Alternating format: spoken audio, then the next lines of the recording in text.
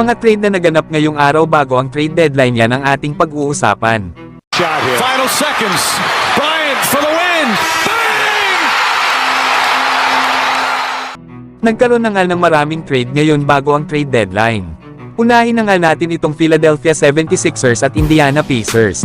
Na-trade na nga ng Indiana Pacers itong si Buddy Hield sa Sixers. Habang makukuha naman ng Indiana Pacers bilang kapalit sila Marcus Morris for Concord Moss at 3 second round picks. Na para nga sa Indiana Pacers ay hindi na nga sila luga dito at nakakuha sila ng mga maaasahang role players at may 3 pang second round picks. Lalo at nasa expiring contract na rin naman itong si Buddy Hield. Na para naman sa Philadelphia 76ers ay solid na 3-point shooter ang nakuha nila. Kaya tamang-tama lang ito kasama ni Joel Embiid lalo at malimit itong nakakakuha ng double team. Kaya madali na para kay Embiid na mapasahan si Buddy Hield sa may corner. Nakailangan lang ng Philadelphia 76ers na mapanatili nila itong si Buddy Hield pagdating ng free agency. Samantalang nagkaroon din ng trade ang Utah Jazz at Toronto Raptors, na ipinadala nga ng Utah Jazz sila Kelly Olynyk at Ochai Agbaji sa Raptors. Habang makukuha naman ng Utah Jazz sila Kira Lewis, Otto Porter Jr. at isang 2024 first round pick. Solid nga mga idol ang nakuha ng Raptors. Lalo at magkababayan sa Canada at mag-teammate sa kanilang national team itong sila Dennis Schroeder, RJ Barrett at Kelly Olynyk. Kaya magandang chemistry kagad ang kanilang mabubuo sa Toronto Raptors. Solid din mga idol itong si Ochai Agbaji na isang maaasahang role player. Isa nga itong athletic na may shooting. Para naman sa Utah Jazz ay habol lang talaga nila itong 2024 first round pick. Lalo at parehas na mga expiring contract itong sila Kira Lewis at Otto Porter Jr. Kaya meron na silang 2 first round pick sa darating na 2024 NBA draft. Samantalang nagkaroon din ng trade ang mga kupunan ng OKC Thunder at Charlotte Hornets. Na nakuha nga ng OKC Thunder itong si Gordon Hayward. Habang nakuha naman ng Charlotte Hornets sila Trayman at Davis Bertans. Na para nga sa Charlotte Hornets ay trade na nga nila itong si Gordon Hayward lalo at nasa expiring contract na rin ito. Ang maganda pa nito sa Hornets ay nakuha nila ang batang point guard na si Trayman. Na bagay nga itong backup point guard ni LaMelo Ball.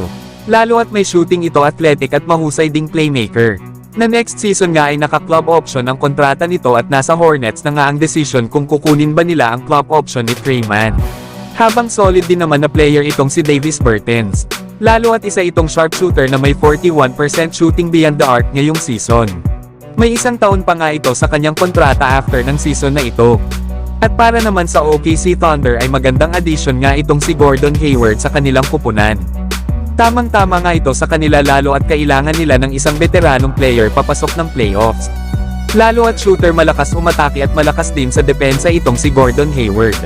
Kaya bagay na bagay ito sa OKC Thunder, na lalo ngang magkakaspacing ang kanilang kupunan. Na baka pagtapos ng season na ito ay possible na hayaan lang din ng OKC Thunder na umalis sa free agency itong si Gordon Hayward. Lalo at marami pa naman silang mga batang players at isa pa ay may 3 silang first round picks na makukuha sa darating na NBA draft ngayong taon. Samantalang nagkaroon din ng trade ang mga kupunan ng Detroit Pistons at New York Knicks. Na makukuha nga ng Pistons itong sila Quentin Grimes, Evan Fournier, Malachi Flynn, Ryan Arcidiacono at 2 second round picks. Habang makukuha naman ng Detroit Pistons itong sila Alec Burks at Bojan Bogdanovic. Na para nga sa Detroit Pistons ay solid din ang mga players na nakuha nila. At kalimitan nga dito ay mga bata pa at merong pang 2 second round picks. Isa pa ay sharpshooter din itong si Evan Fournier basta mabigyan lang ito ng playing time.